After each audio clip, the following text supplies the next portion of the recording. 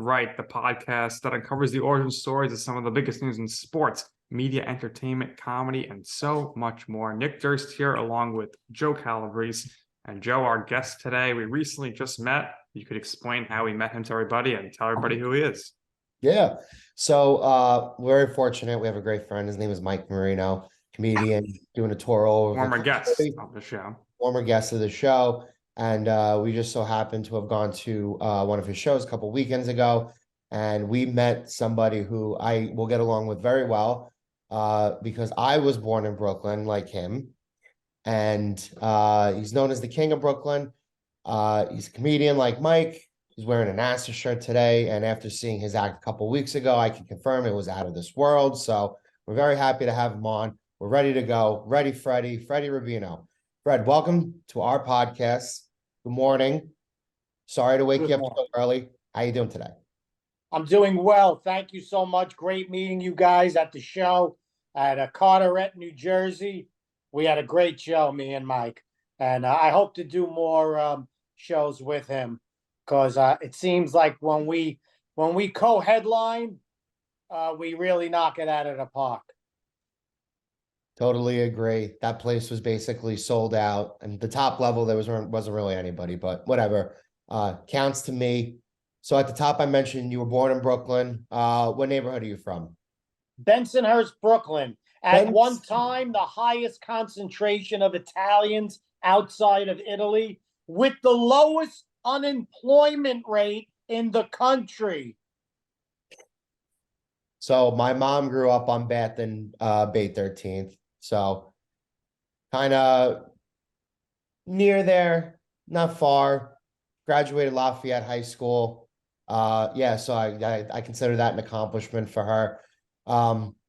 She always used to go out to a couple of spots here and there. What were your favorite places growing up to eat in Brooklyn? The favorite places growing up to eat. First of all, when I grew up in Bensonhurst, it was a different world. There were a lot of Italians, and there were still the old Jews from the neighborhood who were the Bensonhurst people before Italians moved in. So they were great Jewish delis, and there were great Italian restaurants. So like the pizza, any pizzeria in Bensonhurst was better than anything you could find in Florida. You know, even the worst place in Bensonhurst was the best place in Florida. And the same thing with the Chinese food. So, like, any pizzeria was great.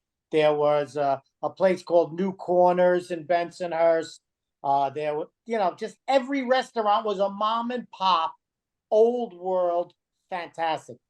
Unfortunately, it's all changed. You're right. It has all changed. And let me ask you a question. Did you grow up seeing a lot of wise guys in and around Brooklyn? Yeah, absolutely. The pizzeria on the corner, I worked when I was like 10. When I was a kid, as soon as you could work, you worked. And if you had a job, like even delivering papers or whatever. So I had a job in the pizzeria on the corner, about 10 doors down from my house. And the pizzeria owner, every month would say, we close early today, close the door, put on a pot of sauce, put on some water to boil water, and leave. Because what happened was there was a little meeting there every month. And I would put on all the stuff and they would have a meeting. Turns out the meeting was always with an old mafia boss called Carlo Gambino. I actually met him once. He came in a little early. Funny story. The owner would tell me, there's going to be a guy who comes in here about an hour before we close. Leave him alone. Let him do what he wants. And this gorilla, the guy was a refrigerator with a head on it. And he came in. Hello. Okay. I gave him a little coffee. He went through the pizzeria, looked through the whole place. In the bathroom, lifted the ceiling in the bathroom. I mean, he cased the whole place, opened up the refrigerators. and then sat there for an hour till we closed, and then Carlo Gambino came in. What a So what a story. there was the element was always there in Bensonhurst. Wow.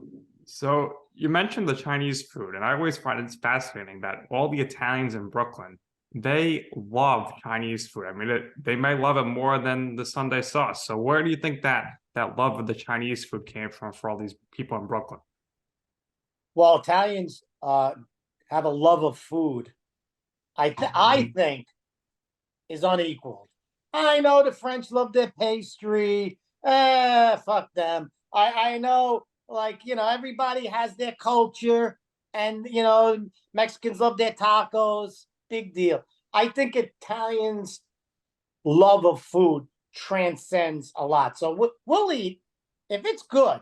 If it's a good hot dog, if it's a good anything, we appreciate it more. So when the Chinese restaurants were there, that was new to us. Right. And it was rare, because if you had a traditional Italian family, you didn't go to maybe it was your birthday, Right. an anniversary, and it was new, and it was always delicious.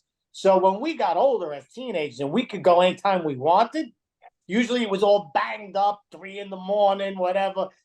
But it was still like, wow, this is special. It was special. And the Chinese people who ran it were always the nicest, most respect. I mean, we gave them a lot of shit. We made fun of them. We trashed places, and they were always nice people. And so we grew up with like a respect for the Chinese also.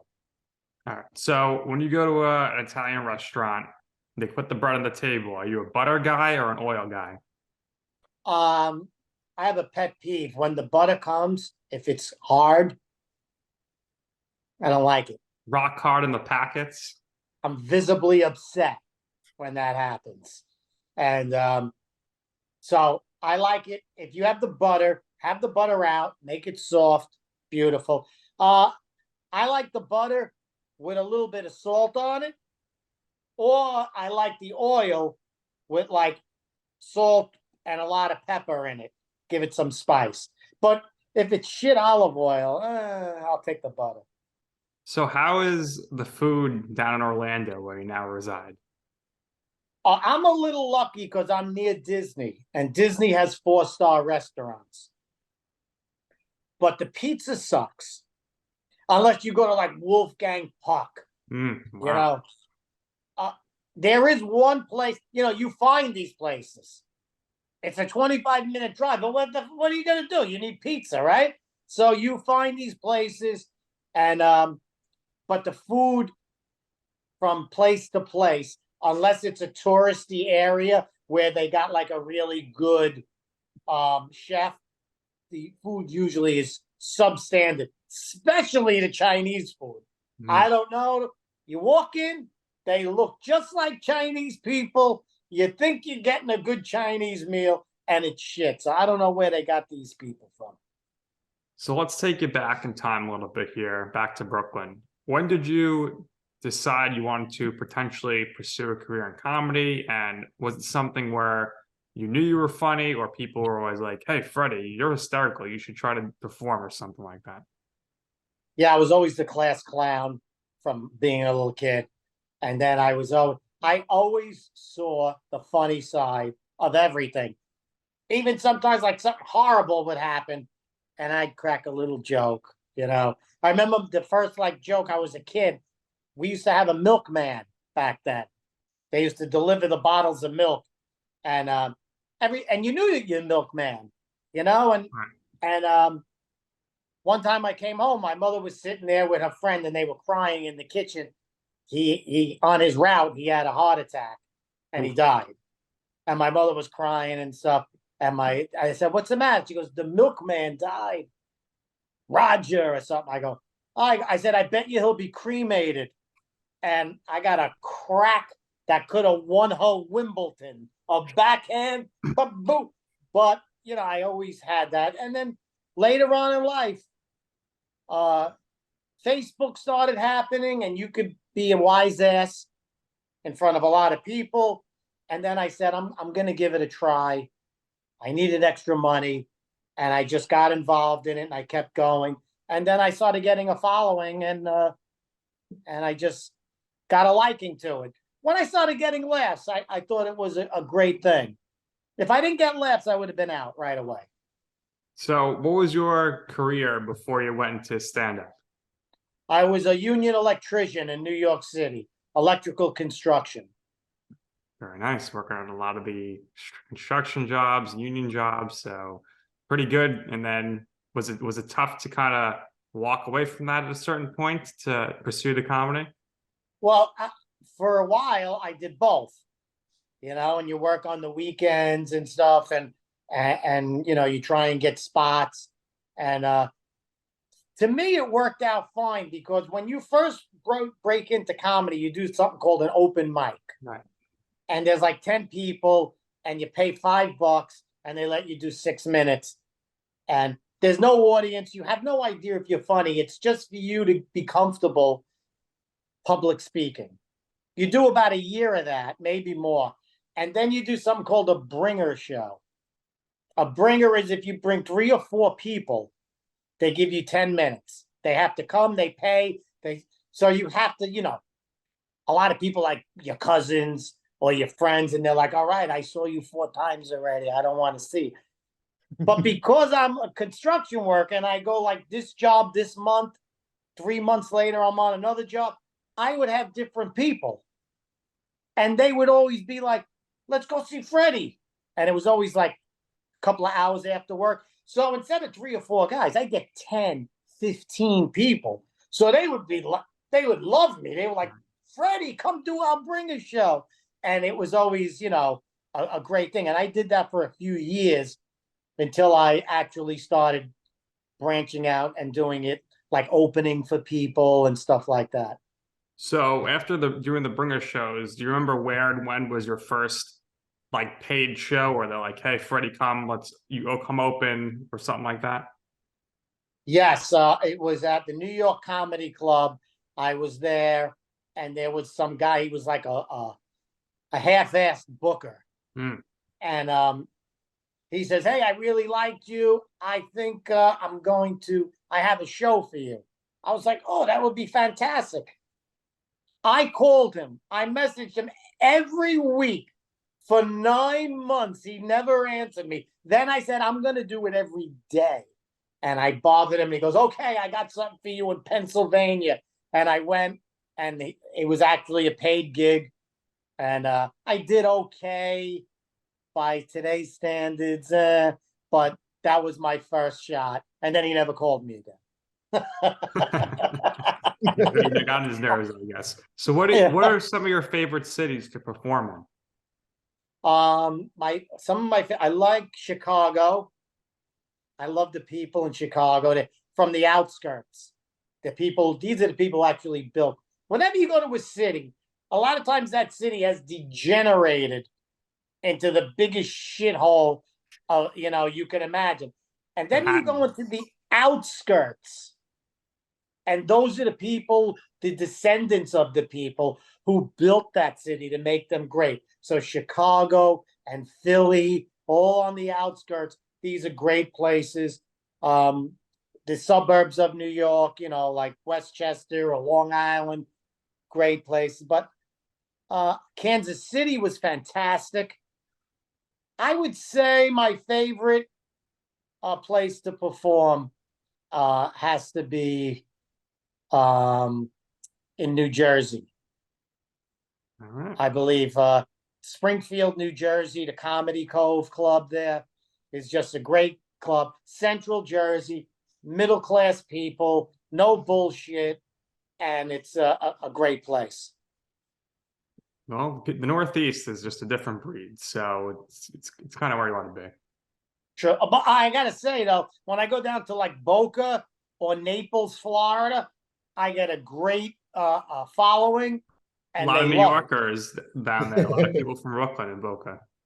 I say, who's from New York? 3/4 of the place raise their hand. The other quarter is from Philly and Boston. So for you, when you're going to shows, you go to the green room, What's your rider? What's your go-to meal, your snack? What kind of beverage do you need to have before you take the stage? I love a cup of coffee before I go on. Gives me that boost of caffeine. Um, I'll eat something before I go, depending on the club. Some clubs are known for like a great cheeseburger, some are known for a good steak. So whatever that club's known for.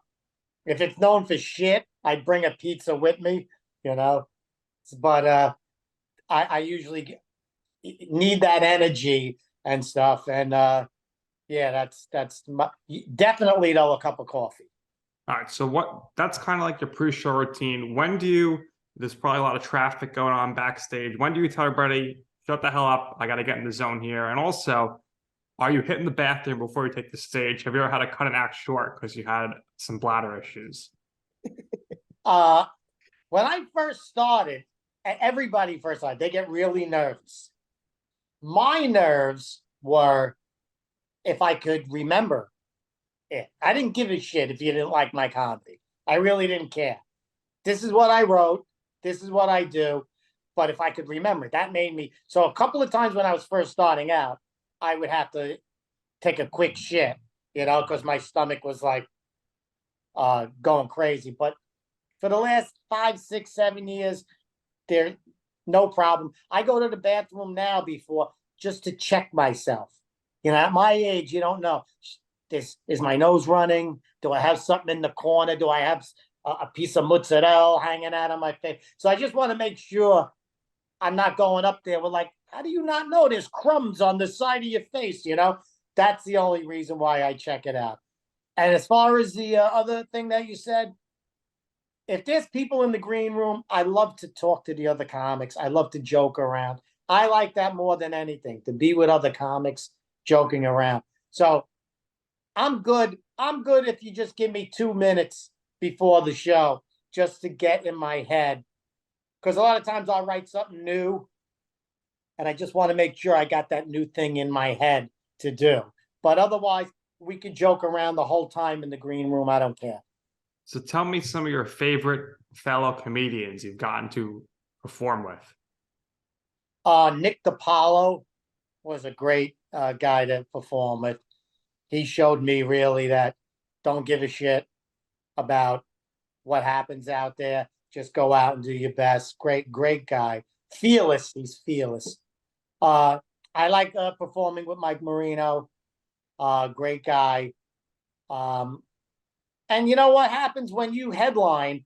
You stop performing with people like other headliners because you headline and they have. It's rare like me and Mike Marino be together double headlining, but because it was a big venue, a smaller venue, it's not really worth it for us. But other people like my friend Rich Schultes, he opens for me a lot. He headlines other clubs and stuff, but as a favor to me, a lot of times he performs to me. We have a great time. We fuck around. Who were I some of love the being with other comics. Who were some of the other bigger names out there that you would love to do a show with?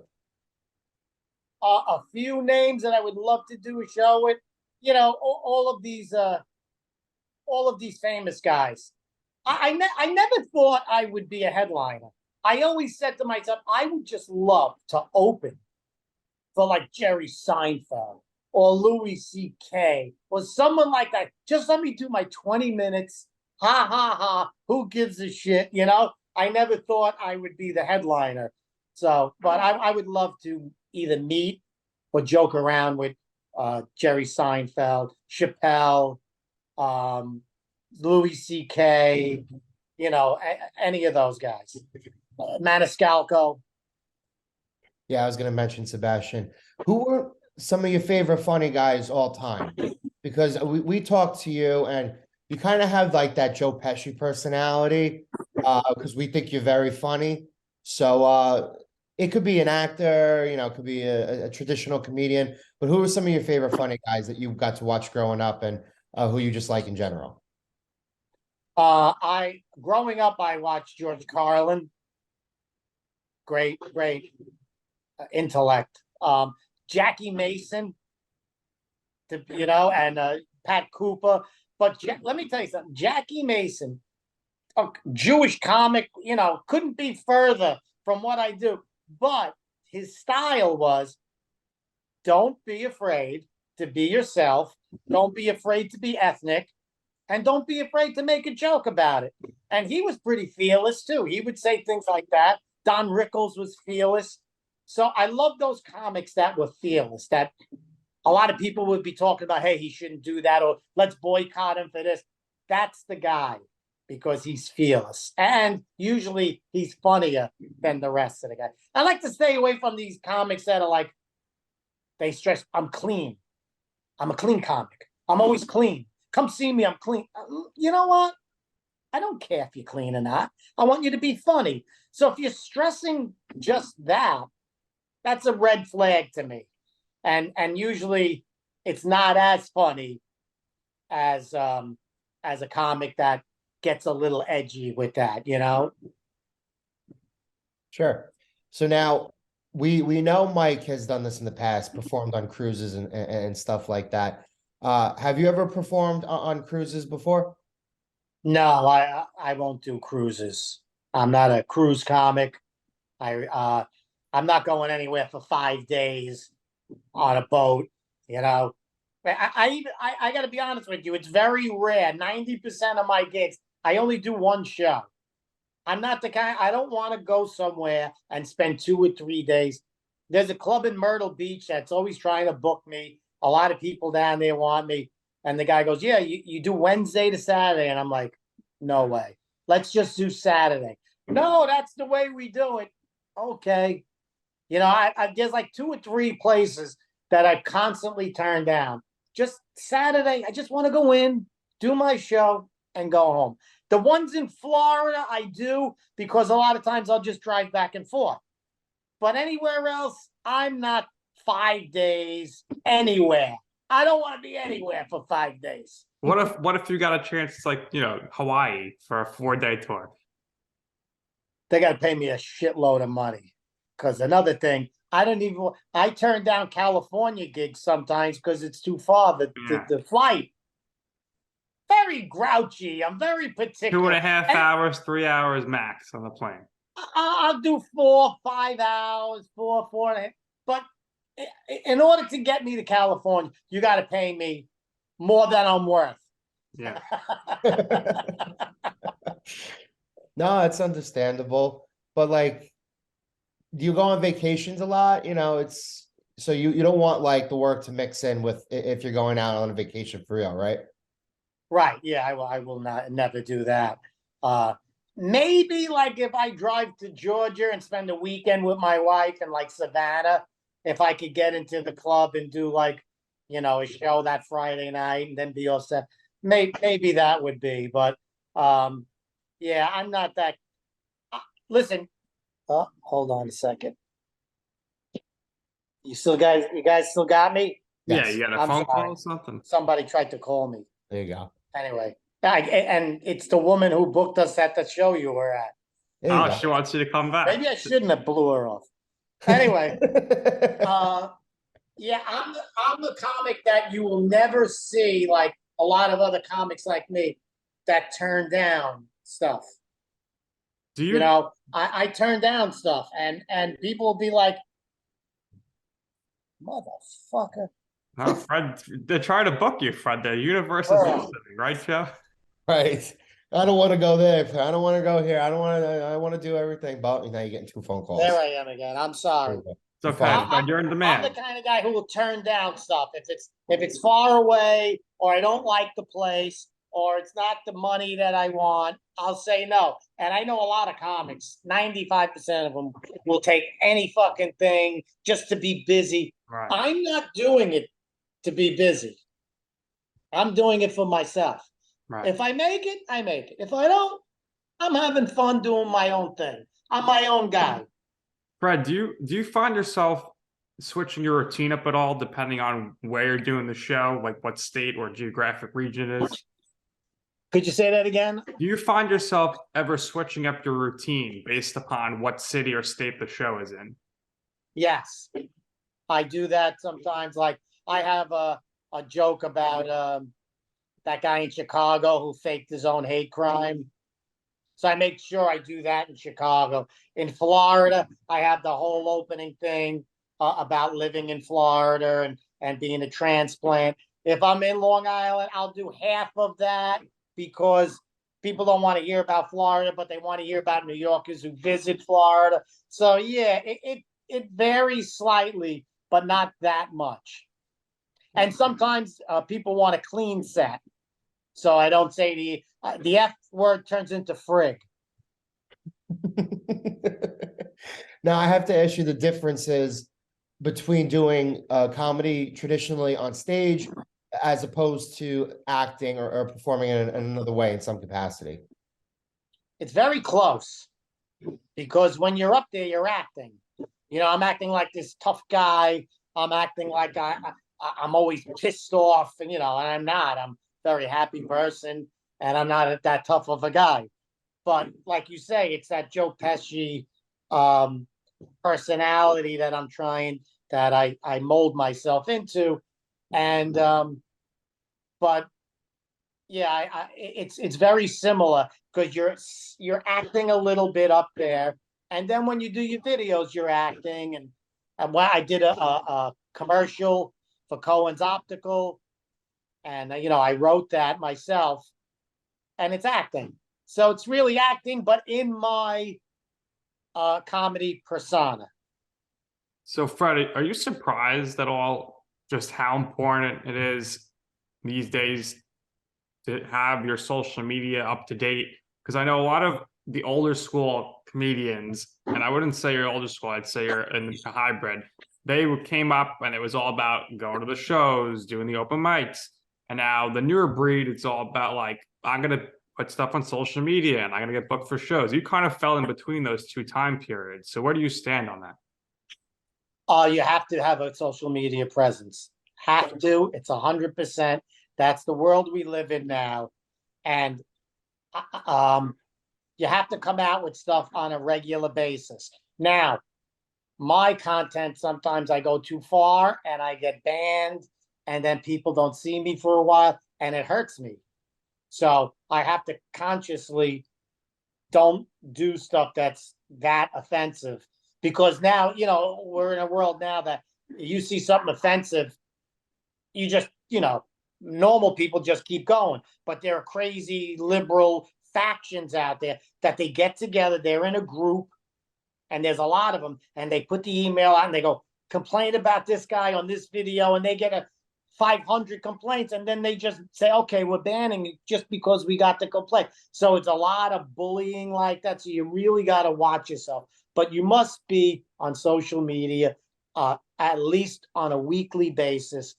And I got to be honest with you, some people are funnier on social media than they are live. Some people say, I love that guy, I love his videos, and then they go that was horrible. So it doesn't always transform into success on stage. Some people, and I think that's the biggest complaint now, that people go, yeah, he had a great video, but when I go to see him, it's all shit.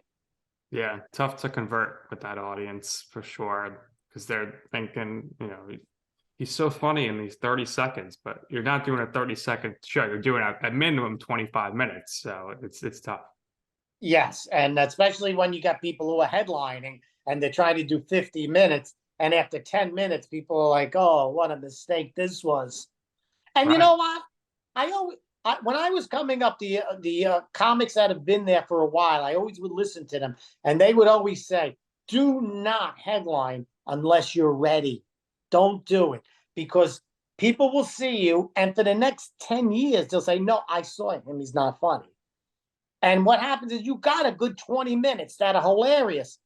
Unless you have a good an hour and 15 minutes that you're really hilarious with, you're not ready. Don't do it. And I can't tell you how many times people go, oh, I booked that guy, he said he headlined, he had a good 15 minutes. The next 45 minutes, people were horrified. Yep. Don't do it too quick. Don't jump the gun. Right, for sure. So Fred, for you in your life, for your career, What would you say is your I'm right moment? What I mean by that is a time or place where you wanted to pursue something, you ask somebody for advice, they're like, Fred, don't do that. Awful idea. And you're like, you know what? I'm going to do it anyway. And ultimately, you will see why it is that I'm right.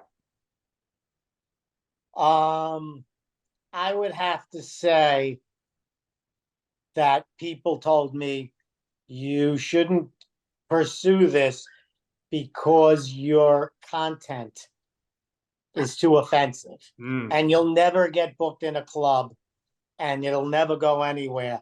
And I was like, okay, but I think I could tone it down to the point where I'm still who I am, but it's not as offensive. And I was skirting that line, and a comic who's 100% responsible for why I'm doing comedy now, Goomba Johnny Siciliano. I sent him a video. I go, hey, I'm just starting out, what am I doing wrong? And he says, you could write a joke. There's no doubt about it. And you know how to perform a joke. He goes, you just can't come out guns blazing and insult everybody. He goes, when you make it, you could say anything you want. He says, but try and make fun a little bit of yourself first to show people that. He goes, and then go into it. And he helped me really structure what to do and how to be a little bit more appealing. And as soon as I did that, I got a following. I started to take off 100%. It's all because of him. That's amazing. So recently when I saw Mike, we were talking about Goomba Johnny, talking about Balthazar and Goomba Johnny, those old days. It was very, very funny. Great piece of advice. A lot of our listeners and people who watch the show will take it to heart. I think it's great. Freddie, we really loved having you on. Appreciated your time. I got one last question for you. Nick loves when I ask this. Can't get enough of it. Believe it or not, I am one of those astrology wackos, so I have to ask what your sign is. My sign is stop. It's a stop sign. Yeah, I Not know. rocket Just stop. surgery. It's not Just rocket stop. surgery. It's dead end. That's my career. I was born between stop and dead end. I'm a Capricorn. Although I fall into that thing where, remember Capricorns became like Aquarius? They changed the Yeah. science, didn't they, Joe? Yeah, so you're born, what are you born? January 19th, 20th, 21st, right? 10th. The 10th? Yeah, so you're Capricorn. I'm in. So, but I will say this, Capricorn people are incredibly career-oriented types of people. Very, very career-focused, sacrificial when it comes to putting their career before a lot of other things. So, if you relate to that, great. And if you don't, then I'll stop. Yeah, I don't relate to that because I don't put my career in front of anything. I turn things, you know how many times I've tried to get booked for like New Year's Eve, and I go, no, I spend that with my family. What are you out of your mind? They go, no, don't you understand? New Year's Eve is the best show. We ask just the best comics. And I was like, well, go ask someone else. I spend it with my family. And they go, what do you do? I go, nothing. I stand in my living room. We toast and we go to bed. But it's a family thing. So yeah, I'm like I said, I'm the only guy you're gonna hear for a while. It says, no, I turned that down. No, I said fuck you. Now, like Uncle Vinny's in South Jersey. I told that guy to go fuck himself a long time ago. I was like, I'm out. Goodbye. So yeah, I'm the opposite. Maybe I am an Aquarius. Who knows? But yeah, and listen, New Year's Eve is overrated. You always got to watch out wherever you go. Kind of a safety thing as well. But we appreciate the fact that you're a family person. And like I said, Freddie, once again, we appreciate your time doing this with us. Had a lot of fun. We wish to see you again in person sometime here in the future. Yeah, Joe, I think perhaps you and I could open for Freddie's opener. So we Yeah, absolutely. Yeah. Something that we'll pitch to you, we'll bring up to you, Freddie. I But- would love that. That's a great idea. I will be in Jersey April 22nd with Bill Spadia. Oh, Bill. He's going to be running for governor soon. That's right. Well, not Yep. after I close the show for him. So you better see him soon because but yeah, I'll be April 22nd with Bill Spadia. So come on over at Comedy Cove. And where else can we find you, Freddie, before we let you go? FredRubino.com. Once a month I update it. I'll be all over Florida. I'm in Jersey again, Pennsylvania, Chicago, and parts unknown.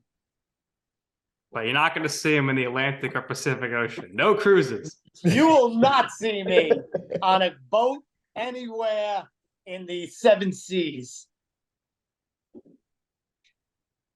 All right, Freddie. Well, we appreciate your time. It's been an absolute blast. Go call back that booking agent that was hitting you up big time during our recording. They want to know what's up. And that's going to do it here for this episode of You Know I'm Right. For our very special guest, Fred Rubino, my co-host, Joe Calabrese. I'm Nick Durst, and this has been You Know I'm Right.